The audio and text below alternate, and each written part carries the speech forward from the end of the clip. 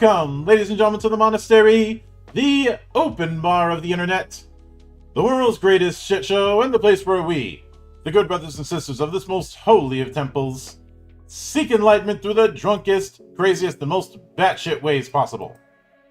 I am your one and only gaming monk, better known as Mildra, and with me, I have a returning good brother to the temple. Sorry, wrong pipe. Coming back to us after the success of things like Mecha vs. Kaiju 2020X. I know I screwed up the numbering for that, my apologies. And Shen Battler Aurora, now coming at us as part of Zine Quest with Sensational Sentai Squad Go. The one and only Mr. Wright of Tabletop, Johnathan Wright. How you doing today, man? Or tonight? Welcome. Hey, thanks for having me. Yeah, I'm not gonna stop making the Mr. And Right I hate jokes. to correct you, but the actual title is Sensational Sentai Squad. Oh, Yeah. Oh, did you, were there some were there some back explosions where you are? yeah, absolutely. Yeah, Uh, there would be like smoke pots and fire yeah. pots.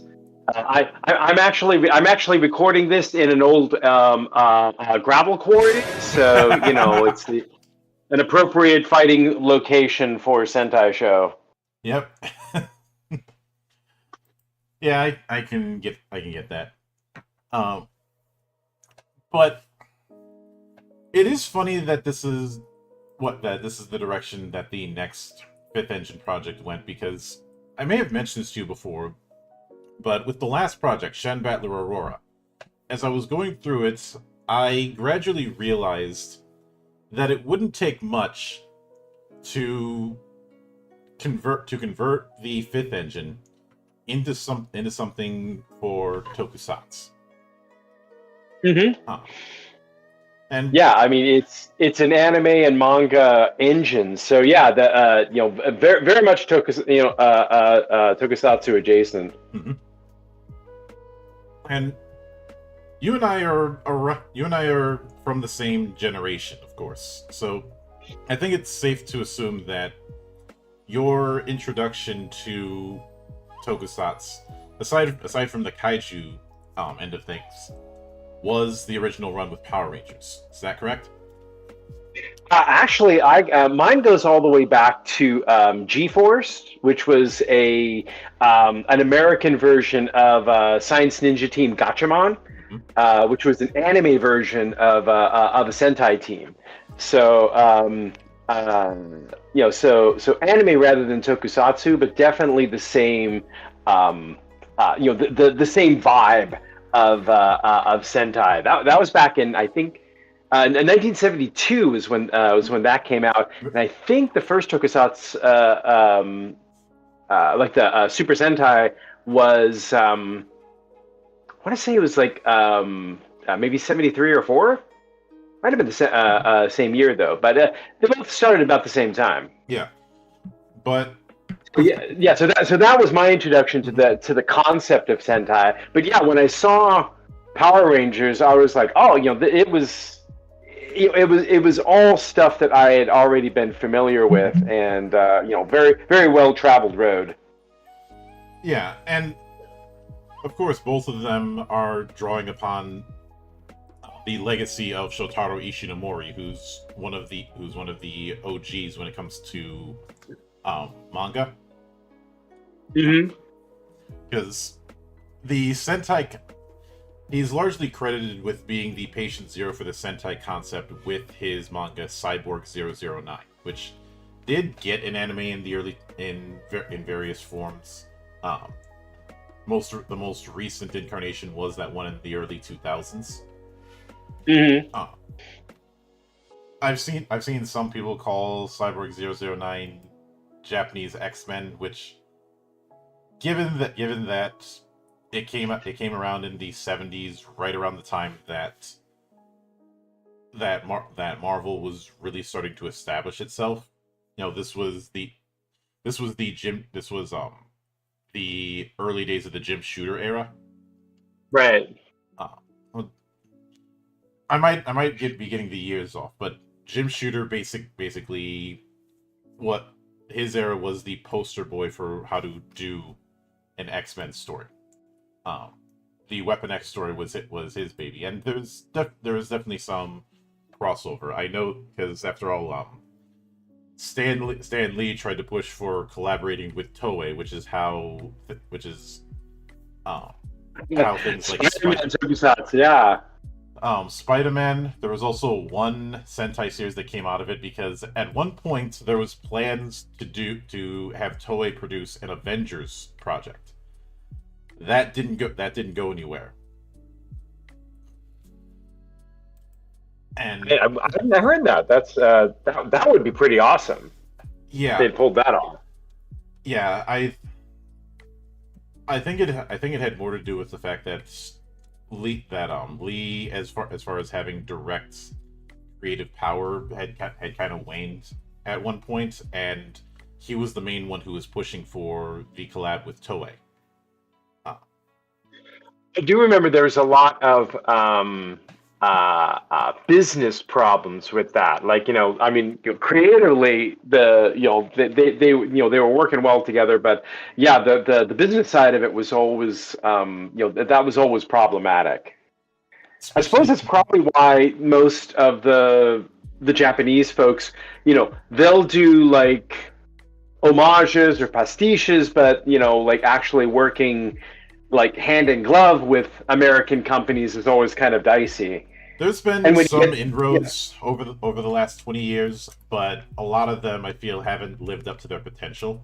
Um, I remember being very disappointed in that Marvel anime collab between Marvel Comics and Madhouse Animation. The big reason is I felt it played things too straight. Like it was too much. They felt like just Marvel, like stories I would have read in Marvel Comics circa 2004, as opposed to something that had a bit of the flair of an anime. Like, for example, Marvel anime was too much Marvel and not enough anime, right? I mean, yeah, it was and the designs were anime style, but the stories, yeah, felt kind of like, wow, I've seen stories like this before. I'm really looking for something new. yeah, and I think it's because the teasers that I saw at Comic Con the one year that I went kind of put an idea of a certain direction in my head that didn't pan out. Because there were two teasers that they put out, one for Iron Man and one for Wolverine. Now, the Wolverine one was very much channeling the Japan saga of the comics, which is a fairly obvious pick. But visually, it was reminiscent of Ninja Scroll. Um, and the Iron Man one the teaser was using camera techniques akin to things like the Etano Circus, if you're familiar with that. Uh, What's the style for that one? the Etano Circus is the nickname for the missile dance kind of scenes that are in a lot of Macross work. Oh yes, yeah. We call those missile swarms, but Mhm. yeah, I know exactly what you're talking about. Yeah, but basically using the camera techniques that you would have seen in a mecha anime from the 70s or 80s, which I think would have been able to work. And when we did a reconstruction stream on that concept, that's kind of the direction we went into. Uh, and the weird thing is, this project, something like that had been done before with the Marvel mangaverse and the comics, and while it was very, very weird and almost like a crack fic, at the very least, it was trying to bring some anime into Marvel, like having Spider-Man as a member of a ninja clan, for instance, which I dig it. and having Venom be a rogue member of that same clan, which is certainly ridiculous, but at the very least, their heart was in the right place. Uh, but I would rather have somebody like experiment and fail than just give me more of the same. oh yeah, now with this particular project, Mhm. this is where things get a bit tricky because Super Sentai, Ultraman, Kamen Rider, these are series that have been around for decades and have gone in a lot of directions. Oh yeah. And I'm even though this is clearly leaning into the Sentai direction, uh, there's a lot of power sources that have shown up in that. Some like Jetman are more high tech, some that like Magi Ranger are more magical. Then you've got all the different dinosaur stuff like Zeo Ranger. um is that something that you've taken into account when it comes to how characters would be designed within this project? Actually, I haven't I haven't worried at all about the origins of the Sentai power, if you will, Mhm. because uh, the whole system is set up so that you can emulate pretty much any kind of Sentai story. When you're creating your characters, the technique we've got is that while the players are creating characters, the GM is also creating the setting. So it's a very collaborative setup. Now, obviously, a GM could have a very clear idea in mind of what they want to do, in which case, players are making the characters that are fitting into that setting. But our sort of default creating a hero rules also creates what we call a mentor, because there's always that older character or more powerful character or more wise character that is either bringing the group together or is there when the group is brought together, and helps guide them. So our default campaign creation is, while you're creating your characters, the GM is creating a mentor that is going to fit into that. And at the same time as the characters are creating, refining their characters and filling out their backstory, the GM is also creating what they call the major domo, that is the sidekick of the mentor, because there's usually that character as well. So it's the system will play with any origin, any setting, any power source, as you said. All of that is basically, it's intrinsic to the campaign, but as far as the mechanics are concerned, it's window dressing. The mechanics work because it emulates the action and the adventure and the movements and the pacing of a Sentai show. Mm-hmm. Yeah, so you can create any story you want within that sort of milieu, and the rules will support that. Yeah, that's something I can certainly get. Now, with that in mind, when it comes to setting things up, a lot of this is using the fifth engine, and I have a feeling that the skeleton of it, which can certainly handle like the characters, but when it comes to the abilities that they might get from equipment, from upgrades, and like, how is that particular thing handled within the fifth engine? So all of that is custom built. The powers, what we call powers, talents, and tools, which is anything that allows you to do something that goes beyond like the ability like a normal human to do. Those are all custom built. So we've got over 24 different options for what we call perks, or drawbacks, and you combine those together to build whatever power or weapon or gadget that you want. So when you're thinking about, what is it that what does that want to do, right? You start with everything in the system by like imagining what it's going to look like, and having an idea of how it'll work in the game. So tell you what, you're making you're creating a Power Ranger, or a Sentai hero. What would be like its signature? What would be like your signature device, weapon, gadget? What would your hero have? Mm-hmm. Are you asking me? Are you asking me that specifically? What special ability would Mildred's hero have? Um, I'd probably be leaning into ice magic, just to keep things in consistency with my gimmick. All right, On the so spot there, that's a first. so maybe like a let me like a ice-based martial arts or something like that. Yeah.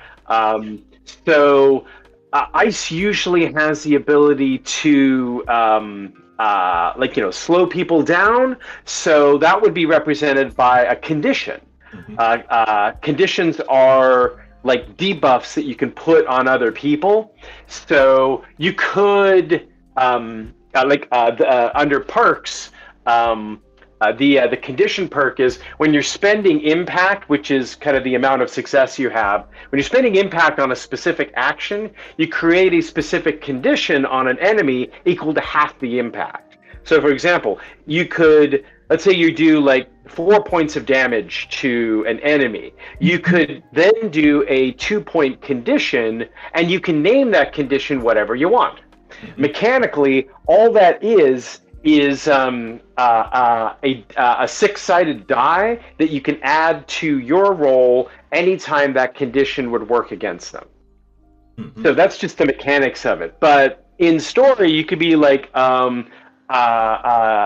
chilled or frozen or ice block, and you can change the label that you put on that depending on how much how high the die is that you put on that condition.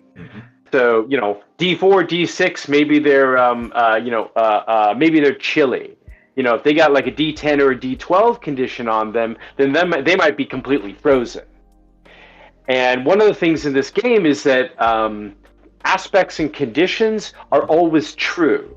So if you say that person is frozen, then that means that, they're going to have a very difficult time to do anything. They might not be able to run away. They might have a really hard time fighting back at you because, they can barely move. And that's just one example of the way that you can build a power. For the Sentai heroes, when you transform into your Sentai form, you get a Sentai power. And we've got a number of examples based on the way you live your life. So the Sentai combat abilities, the samples we've got, are all based on the affinity that you have. That's kind of our version of skills is called affinities. So if you can have an affinity for clandestine things or military things or supernatural things, and that's going to give you a boost when you try to do something skill-based that's either military or supernatural or clandestine, and it also gives you connections with people that are in those communities. People that have an affinity towards a particular thing tend to hang out, in affinity groups that are related to that. So there's a whole, there's at least two to three different powers under each one of those affinities, and you get that when you activate your Sentai ability. So clandestine would be like a ninja vanish or black belt gymnastics. Under military, it might be gun kata or united we stand, and each one of those is built usually with a particular bonus in a specific situation. So ninja vanish is like once per scene. That's the kind of the limitation on it, and then the ability is you just can't be targeted. You literally disappear. Until the next round when you're able to do show up again and do something, surprise people. Gun kata, when you transmute into your Sentai form, you have two pistols, so you can shoot people that aren't you can attack people that aren't close to you. So the idea of the specialization is you build you give them an ability that allows them to transcend the rules in some way, and that's basically paid for with some kind of drawback. But so the perks are very simple, and everything else comes from the way you narrate it and kind of the labels that get put on things from using that ability. Mm-hmm. Yeah, you can create anything, like pretty much any ability that you want, with a very few, simple, almost like dice tricks. Yeah. You know, add a d6 for this thing. You know, give somebody a debuff. You know, when you do that thing, the mechanics are really simple, so that it frees up the players and the GMs to kind of narrate whatever they want, and then just make it happen. Some folks that are like familiar, like comfortable with the system, they can they can kind of freeform perks and drawbacks, and actually put those on people or give themselves those things, kind of in game without like referring to the manual, because most of the stuff comes down to, in this situation, you get, one of these particular bonuses. So it makes it really simple to hack. Mm-hmm. Yeah, I can get that, and that brings me to one other particular archetype when it comes to this. There have been plenty of characters throughout the years that have some sort of alt mode, whether it be the battleizers, whether it be the form changes that you've been seeing in Kamen Rider since the late '80s, whether it be things like Abare mode in Aba Ranger. How would those sort of form changes, which usually have a drastic change in kit, be handled within the fifth engine? So one of the mainstays of Sentai is the pacing, and that was one of the things that I really emphasized in the system. Was like a Sentai show has a tight 3-act structure. So, like, in the first act, they set up the situation or the challenge. The second is usually like an action scene that builds up to a limit break. Using a lot of the video game things, where the lieutenant shows up or the giant monster shows up or something. At which point, then that's when there's a level of escalation, and that escalation is kind of intrinsic to the genre, and so I built that into the system through a series of challenges. So if and the conceit to it is a Sentai will never use more force than is necessary. And that seems to be kind of a guiding principle for for these shows. The question is always, why don't you summon the giant monster or giant robot as soon as the fight starts? And the answer to that is, it's not a proportional response to what the threat is, right? Yeah. You got a bunch of guys in costumes that are threatening you. Well, you might be able to handle that just in your street clothes. But as soon as one of your actions is countered, so if you're let's say it's just a straight up fight and you're swinging a punch, and they defend themselves and you can't connect. As soon as it's oh, wait a minute, these guys are not pushovers, that's when in this system you can begin what's called the Sentai challenge. And the challenge rules are our way of kind of putting rules to doing figuring things out or doing long-term actions. So in previous D20 games, they had things called skill challenges. So the idea there is you're trying to do something, and over time you build up a number of successes, and once you've got enough successes, you complete that action. So we've got something similar here. These challenges are X number of impact. If you spend that, then you succeed at something.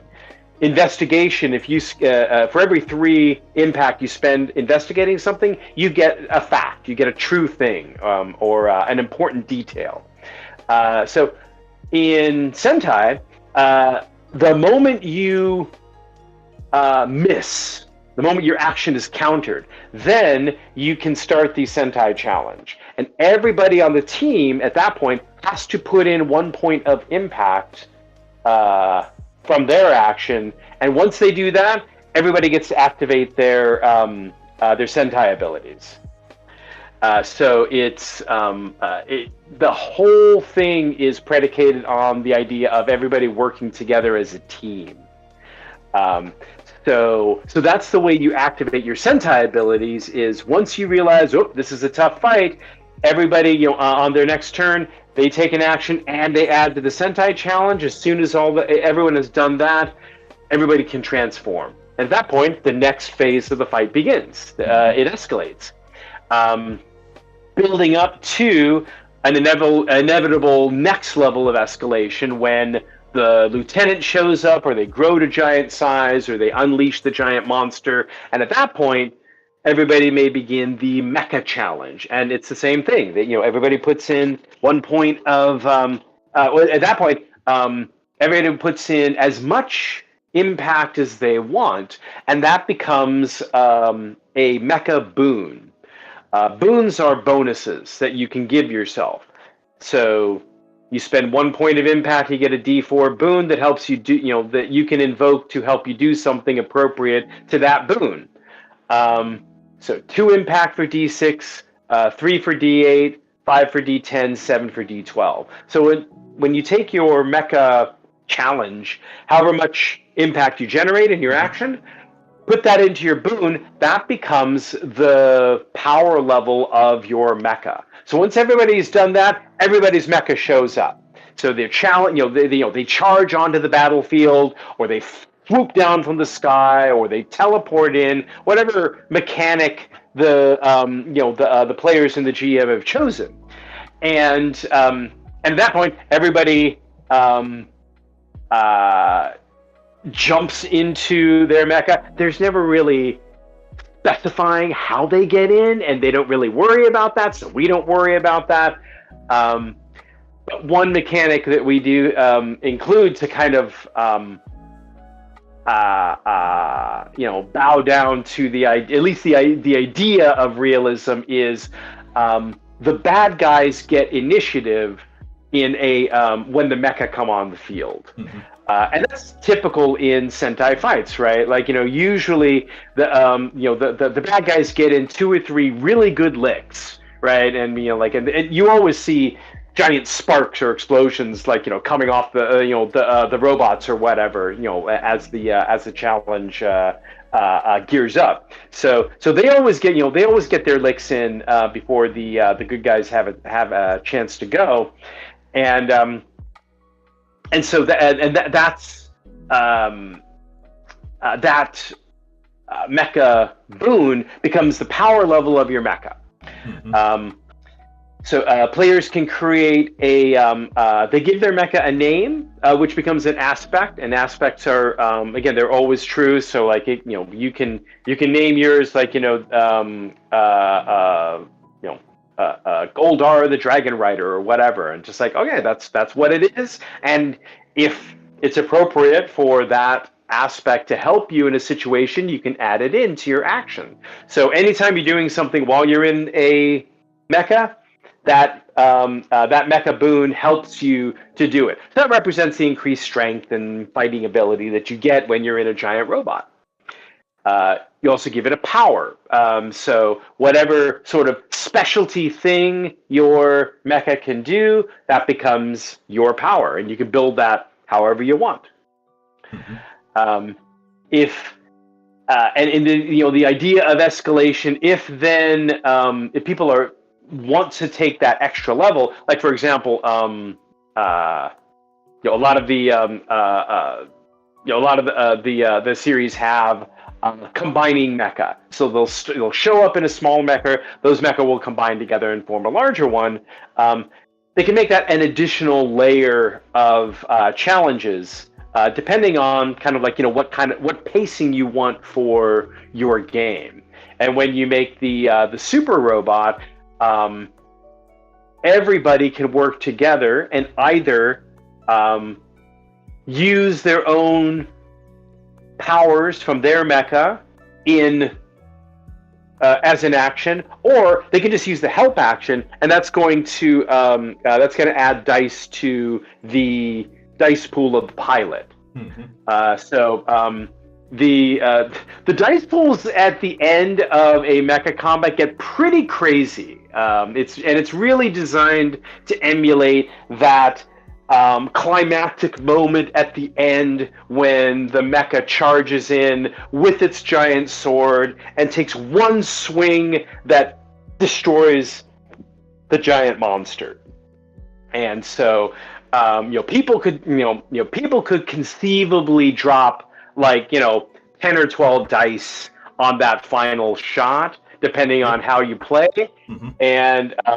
And again, that's another thing that that I really love in role-playing games is just dropping big handfuls of dice. There's something very satisfying about that. So so that's baked into the system as well. Yeah, we all have our moments of Dice Goblin.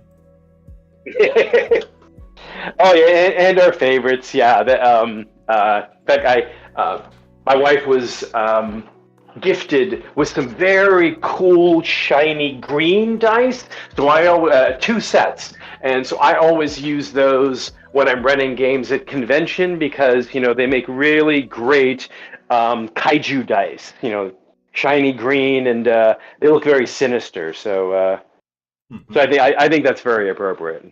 Oh yeah. Now, since you brought up mecha, that brings up another particular question.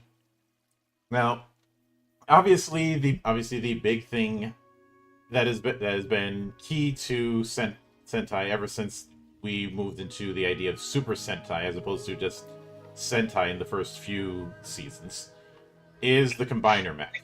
Now motorcycles, woo! Is the I think yeah, good. And since that combiner mech is usually piloted by the whole team, this produces a bit of a conundrum in a tabletop game of how do you have that particular mech be utilized while allowing everyone to contribute, as opposed to one person piloting and everybody else just sitting on their hands or occasionally contributing.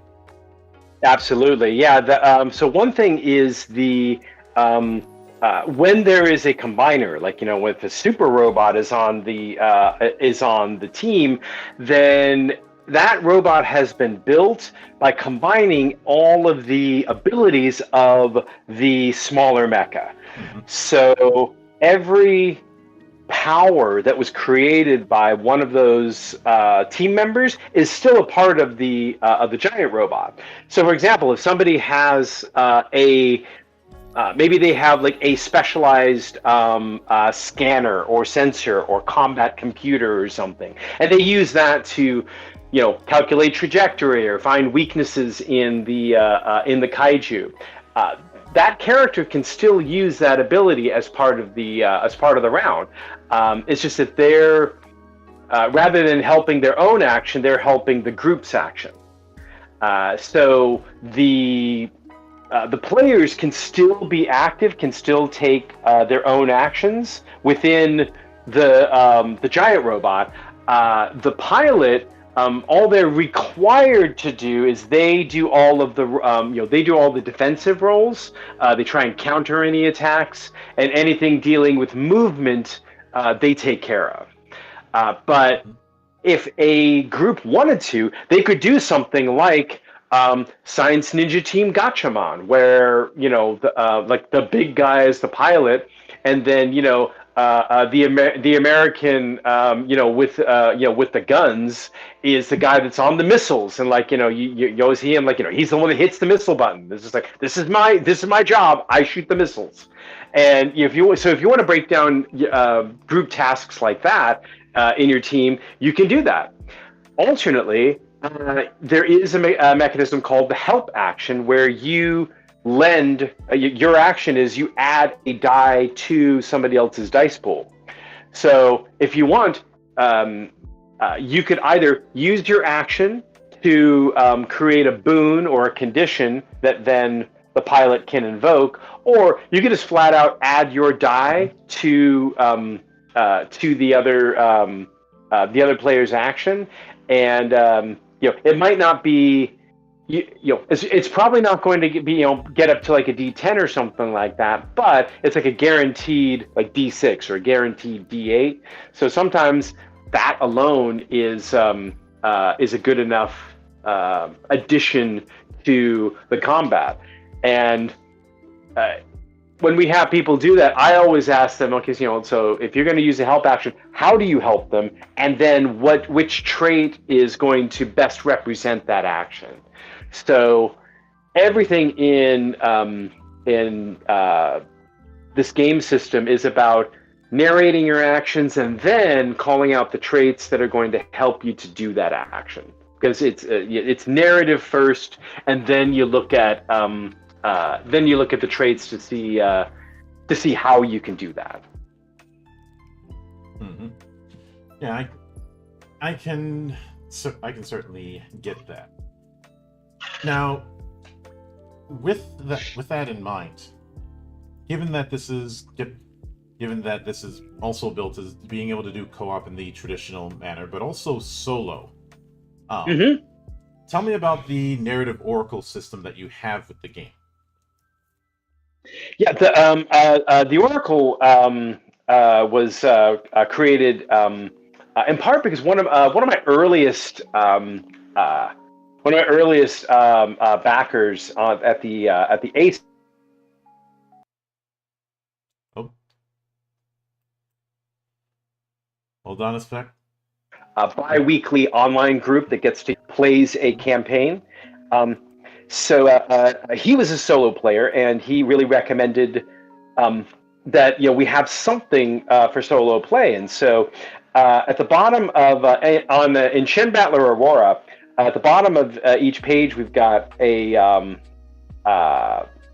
oracle, which is a term they use in solo gaming that basically makes decisions for you, or rather, kind of randomly determines which decisions are going to work. Mm-hmm. So the way it works is you ask yourself a yes/no question, like, is there a guard present?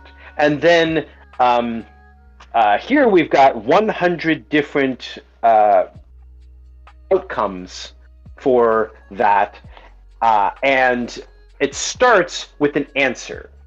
So you ask a yes/no question, and the oracle will give you a yes/no answer. And it comes in the form of yes or yes and, which means the answer is yes and you have to add something else. There's yes but, which is it's yes, however there's something kind of on the downside or something against that idea. And then there's the same thing on the other end: no, no and no but. So that gives you your answer to your question. So for example, if I use ask that question, is there a guard at this store? And let's say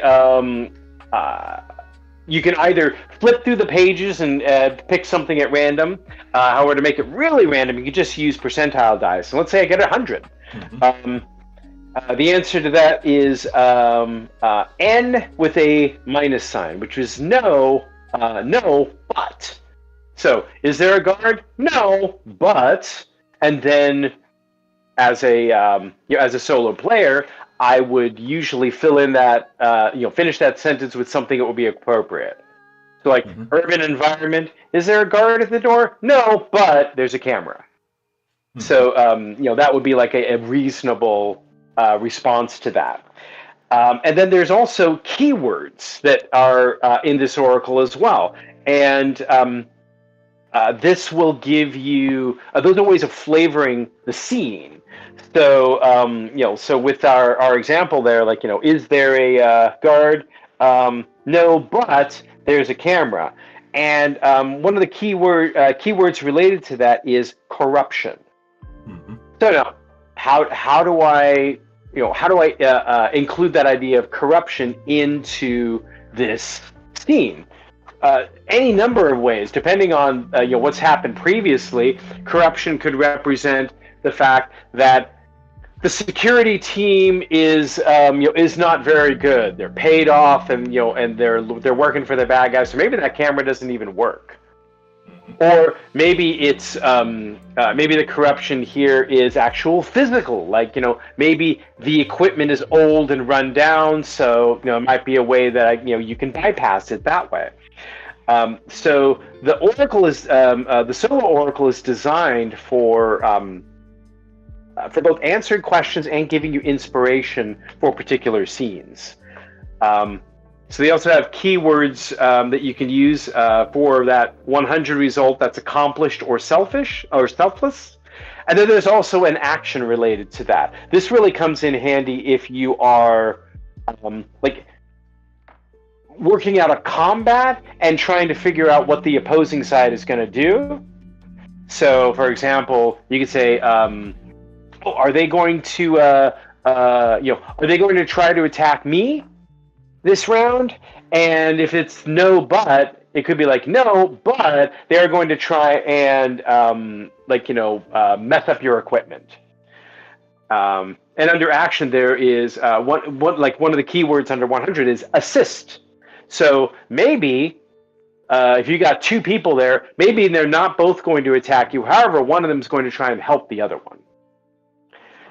So these are all there to give you inspiration for how the actions are going to occur in the scene, and it's designed in such a way that you could run these games without a GM.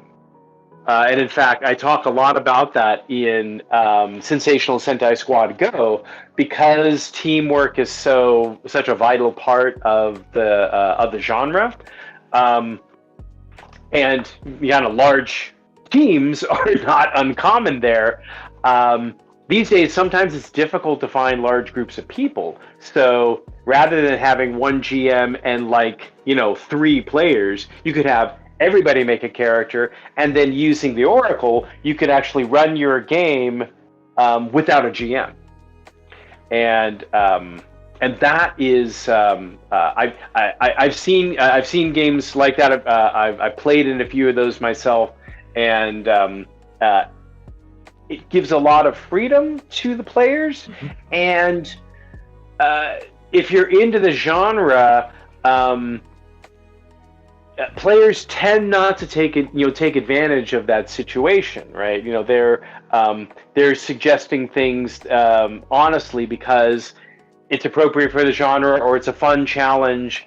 You don't get many people playing in those kind of games that are that are in it to just look like ridiculously overpowered heroes. They want to challenge, they want to make it fun, and they also want to make it appropriate to the genre. Mm-hmm. Yeah, I can get that. Now, when it comes to the page count of this thing, is it going to be a similar page count to what we saw with Aurora, which was pretty light page count wise? So these are zines, so they aren't super long. So Shen Battle Aurora was about 130 pages. Sensational Sentai Squad Go is probably going to come out at about 100. But it is pretty packed. It's a pretty packed 100 pages. So it's got the complete rule set, character creation, custom powers, talents, and tools. We've got a number of sample Sentai teams, which I'll talk about in a second, because that was kind of my favorite part of this whole process. And it also has a starter adventure.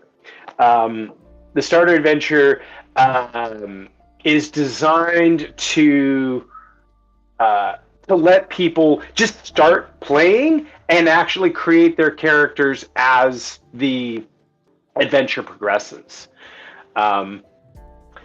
but for me, the most fun part about this book was the sample Sentai teams that I created.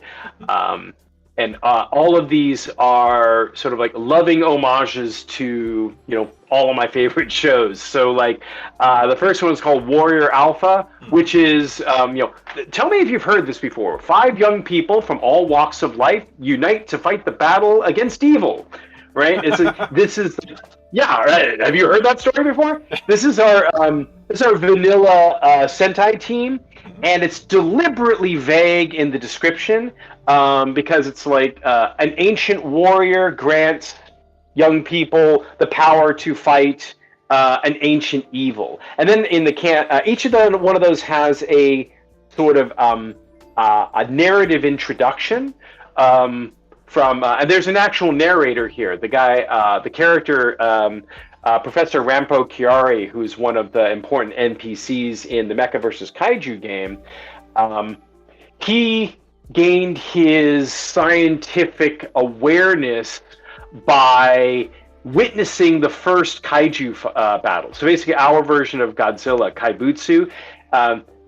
This guy was 5 years old, and he saw that battle, and in that moment of like horror and terror, he had this almost religious experience where he witnessed, like connected with the universe in some unusual way, and so it gave him the insight to create these scientific wonders, but at the same time, it opened his perception up to other worlds. And that's the conceit for these alternate Sentai teams. These are heroes from other worlds that have banded together to fight evil.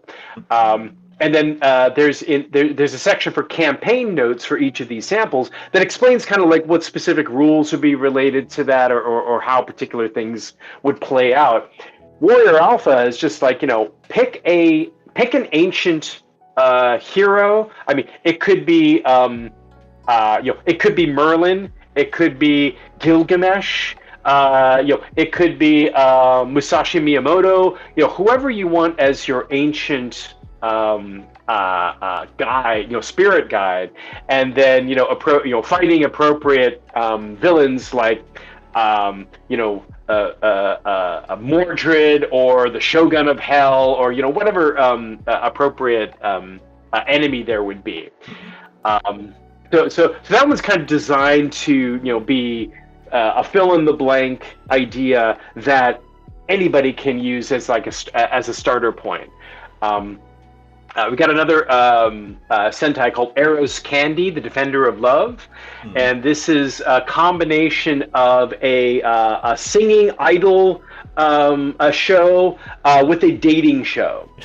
So everybody makes a lovely angel who is a competitor in the singing/love reality show, and what's called a suitor, who are both the people that are trying to date the lovely angels, and also the warriors in power armor suits that are defending them and helping to train them to master their abilities to emote emotions, because the Eros Candy mecha is actually powered by emotions. And they're fighting enemies that come from emotion space, which is just another dimension, with emotion-based villains. So that one's a personal favorite of mine. But if you like Ultraman, there is King Geoman, Defenders of the Earth, and in this one, the Sentai team gains powers themselves, and when the threat arises, they actually unite into a giant person called King Geoman. So that's our Ultraman homage, combined kind of with with some superhero elements, because these Sentai people actually have powers. Yeah, so the one that I'm really excited about is called Shields of the Yanta, and this is a this is a Sentai team that's we actually put together with one of my first collaborators for the Mecha vs. Kaiju Patreon. Chirag Asnani is an Indian game developer. He's got a channel called Desis and Dragons, where they do, he and a bunch of other Indian gamers get together and they do live play shows. And he was a player of Mecha vs. Kaiju back in the Fate Core days. So he has been, he's been backing me for a lot of years. And we're actually working together on a Indian themed Sentai book called Shields of Yonta. And so we've got kind of a little sneak preview of that in this book as one of the as one of our sample Sentai. And so that's an exciting thing. That's going to be we're going to do a whole book on that set in India, which is one of the areas that I haven't had the chance to really dig into, and there's just so much history and mythology, and it's such a there's a billion people that live in that country, and as far as its sort of presence in pop culture, most people only think about Bollywood.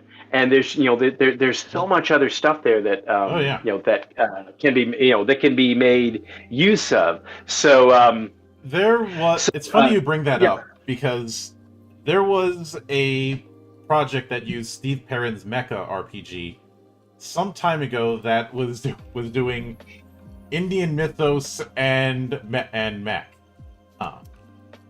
I believe it was called Mechayama. Oh, cool. Yeah, and it is interesting how, as much as some people would like to try and do the whole mecha is dead thing, mecha is like a mind virus. It's been it's been marked dead more times than Lazarus, and it keeps coming back. Oh, when Super Robot Wars 30 came out and rose to the top of the pre-order charts on Steam, I ended up tagging every single anime influencer who had said mecha is dead, and said, so about that whole dead part. And of course, when Armored Core 6 came along, I did the exact same thing, because even though those comments were years ago, I am very petty. Because I do not believe in hitting a man while he's down. I believe in kicking him, because that's easier. You're messing with my jam here, and I won't have it. No, I'm the same way. Yeah. And for me, it's just like I have, there's ebbs and flows, but like it's never gone away, and I don't think it will. Mm-hmm. And one of the reasons is that the stories are just like any good science fiction stories is not about little green men, it's about us. Yeah. And I mean, like, Gundam gets a lot of heat for any number of reasons, but the fact is that it is an amazing story about war and the cost of war and the effect that war has on people, not just soldiers, but the people. And it's a good medium for storytelling, and and plus it looks really cool. And those two factors, I think, are going to keep it fresh and and exciting. For at least as long as I'm going to be around. Mm-hmm.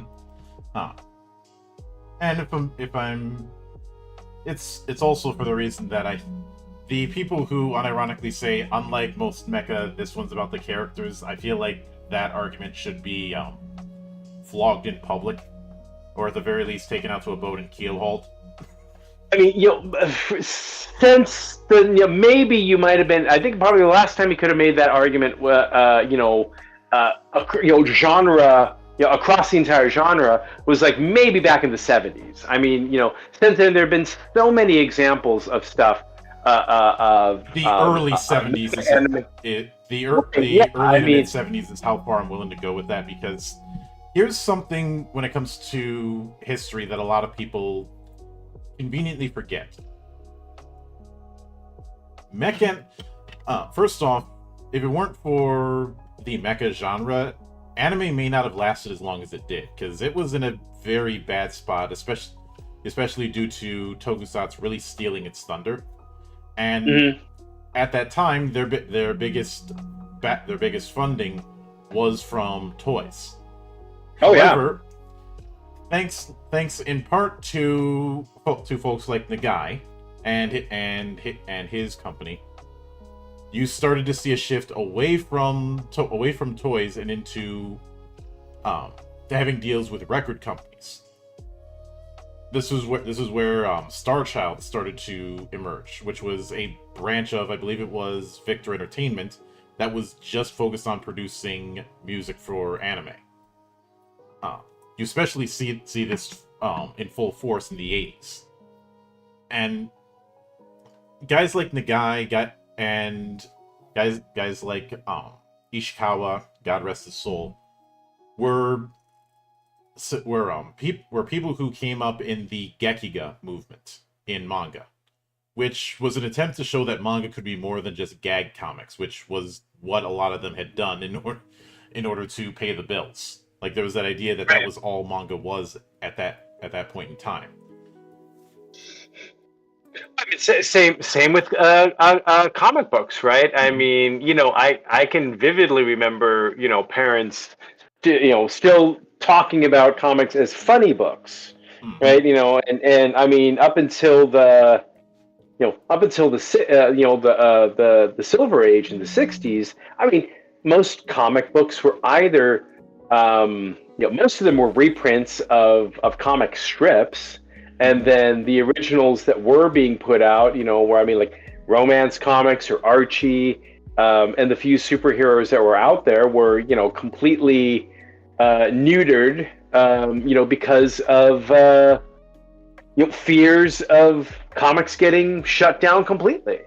And yeah, so I mean, it really was, I think, what DC and Marvel, did in the 60s, I think Gonagai and others did in Japan in the 70s, bringing a sort of mature mindset to a lot of these ideas. It's one of the reasons. One of my favorite Sentai series is Jetman. Jetman, I can say is the one series that, for starters, a whole generation has cited that as their jumping on point, but also was the thing that saved Sentai in Japan. Yeah, that was supposed to be the last Super Sentai series, and it became so popular that, like, it basically jump started the the genre back into popularity.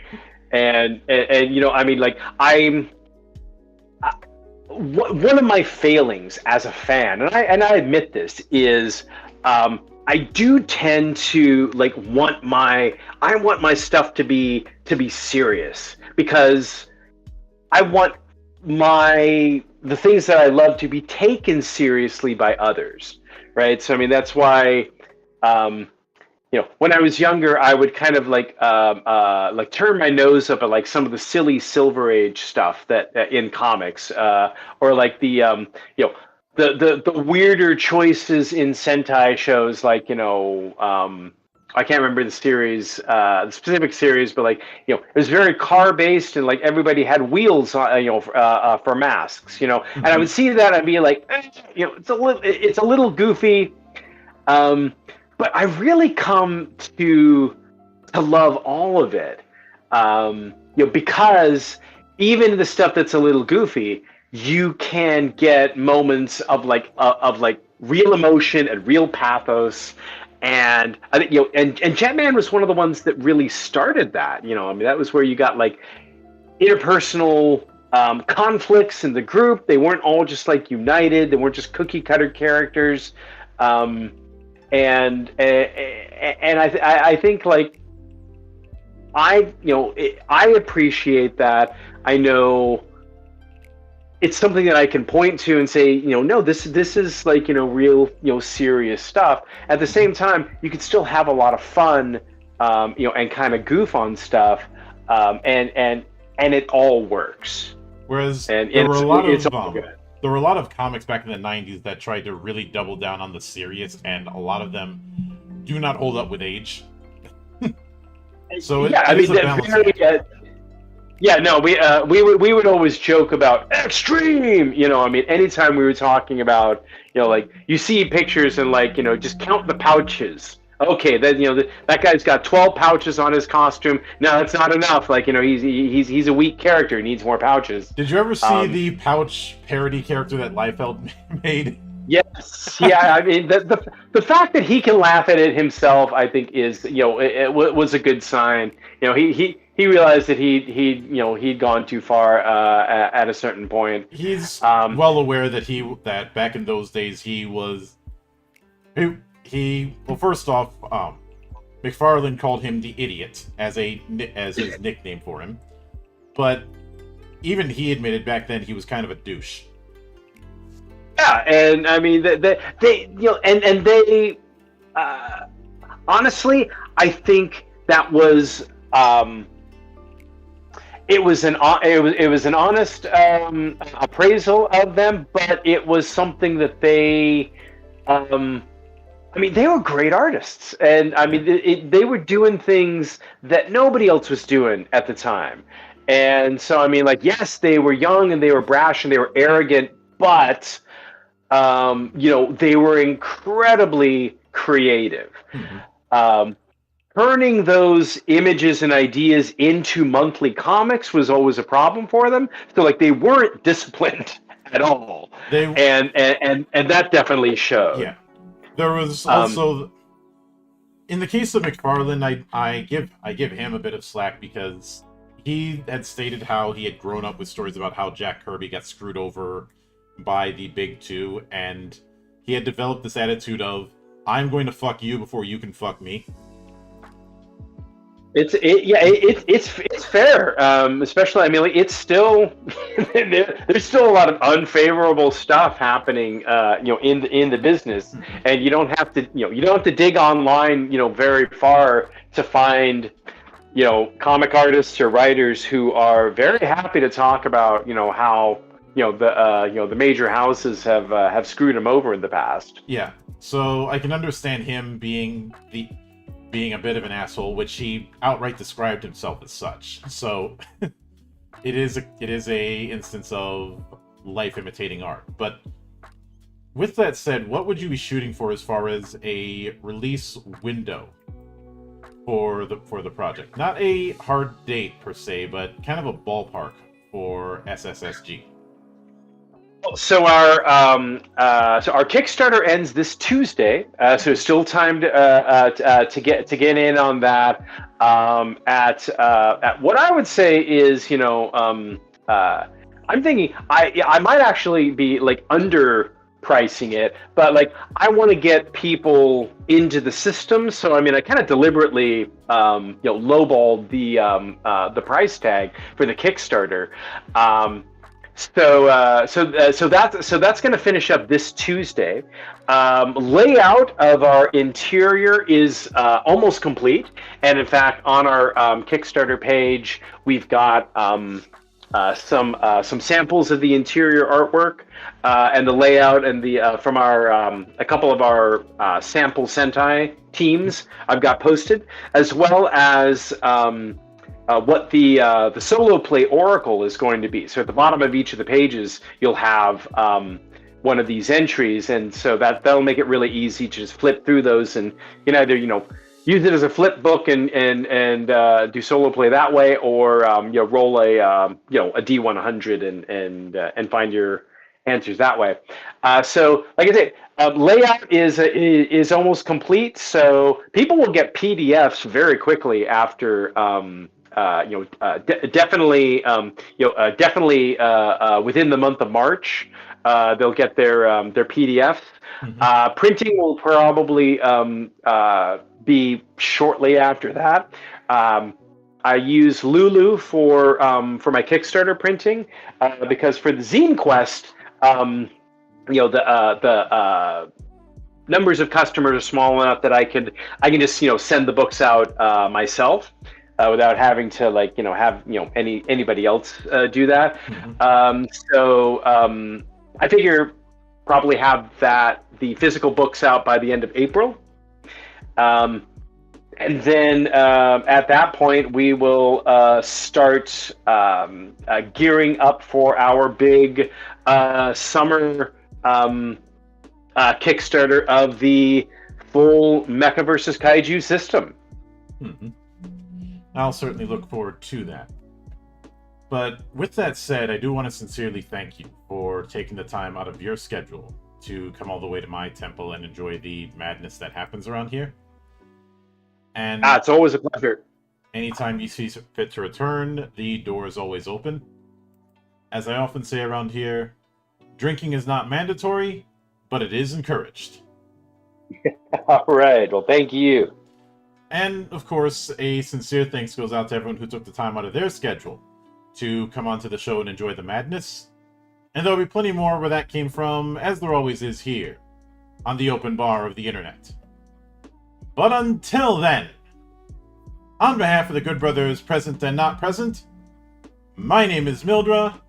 I am your gaming monk. Stay fucking frosty, everybody.